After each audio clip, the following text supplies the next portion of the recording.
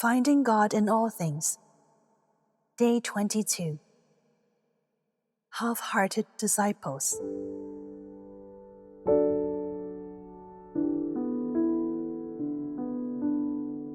In yesterday's reflection, we realized that the image of God in our hearts is also influenced by how we understand His requirements for us as disciples. If we misunderstand the underlying reasons for these requirements, it will greatly affect the image of God in our hearts, as well as our mutual identities and roles in our relationship with God. In serious cases, this can become an obstacle in our relationship with God and a stumbling block to becoming a disciple that is up to Jesus' standard. It is evident that having a correct understanding of this aspect holds great significance for a Christian who takes their relationship with God and the fulfillment of the disciples' mission seriously. In the process of establishing a relationship with us, God's focus is not only on forming an emotional bond or attempting to win our favor by any means, as this is not the focus of His love for us. God's greatest desire is that we can receive salvation. This involves how we make good use of our time on earth, how we live according to the teachings of Jesus, how we actively respond to the evangelizing mission that He has entrusted to us, and the individual callings from the Father. Throughout the process, God hopes that we continually sanctify ourselves, becoming more and more like Christ, ultimately entering heaven in a state of holiness, forever united with God, and never to be separated from Him. In the process of establishing a relationship and obtaining salvation, our responses and actions play a crucial role. Whether it is faith or our relationship with the Lord, it is not merely about intellectual knowledge or the cultivation of emotional bond, but it also takes practical actions for the manifestation of a faith that is both genuine and mature. Therefore, to fully live out one's faith, it is not enough to meet the minimum requirements of being a Christian. Avoiding sinning or strictly adhering to rules and creeds alone cannot fulfill the conditions and requirements set by Jesus for us as Christians. We also need to understand that Christian and disciple are synonymous. As Christians, we cannot deny that we also play the role of disciples. All followers of Christ are His disciples. Therefore, in the gospel that we reflected upon yesterday, when Jesus presented the conditions for being His disciple to the crowd, He was speaking to each of us as His followers.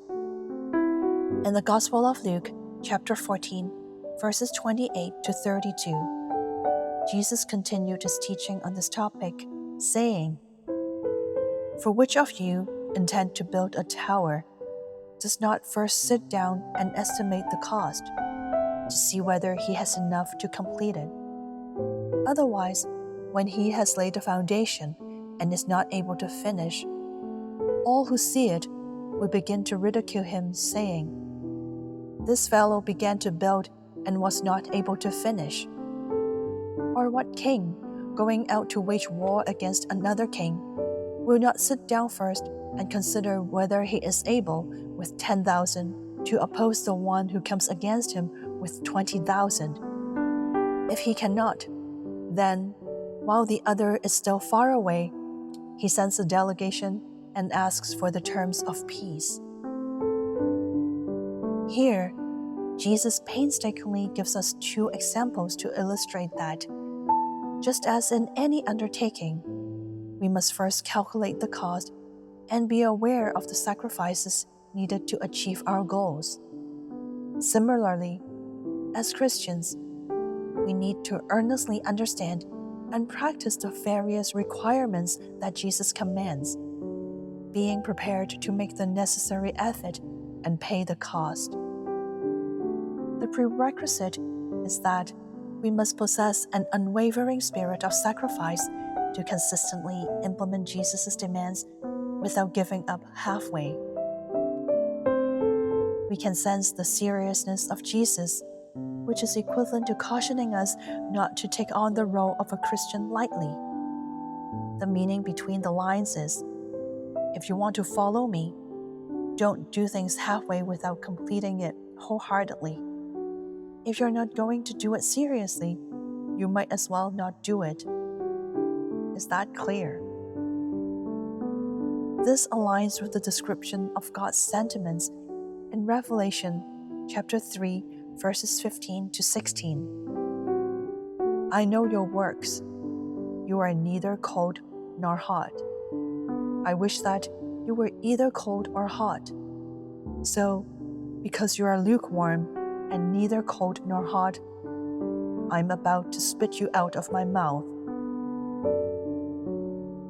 Let us all take this to heart and understand that the nature of God's love for us is not to condone our complacency, but rather to express a sentiment of a Chinese saying, one who loves deeply rebukes earnestly.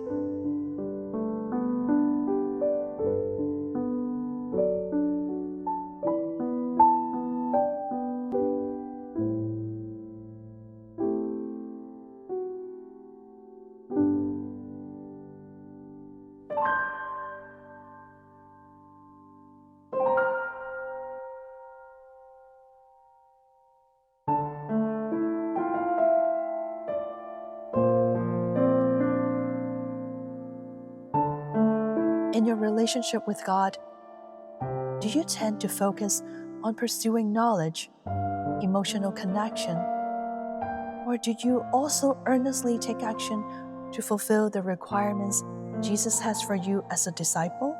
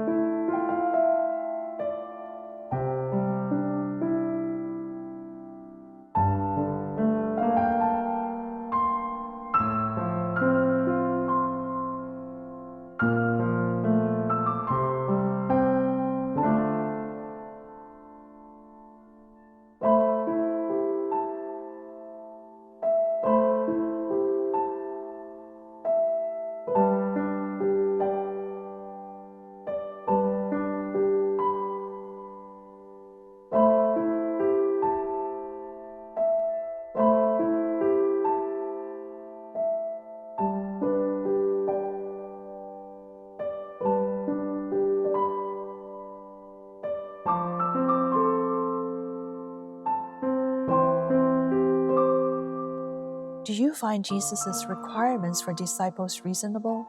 Why?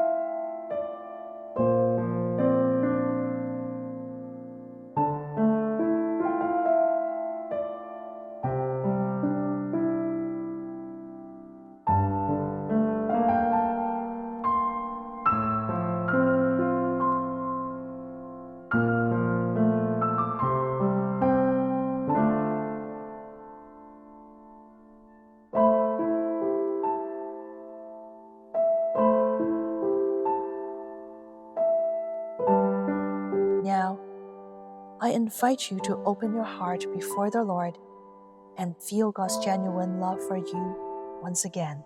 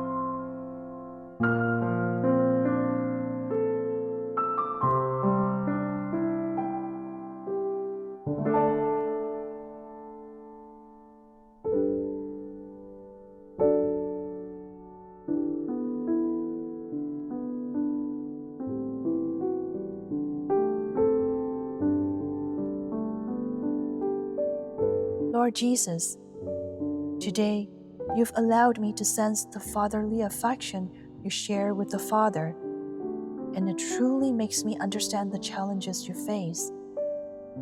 While you desire emotional closeness with me, you also hope that through your gentle guidance and discipline, I can thrive and grow amidst life's difficulties and constant trials.